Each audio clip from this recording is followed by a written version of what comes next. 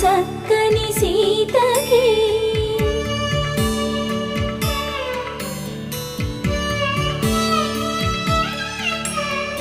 ఎర్ర జాబిలి చేయి రాముడేడని అడుగుతుంటే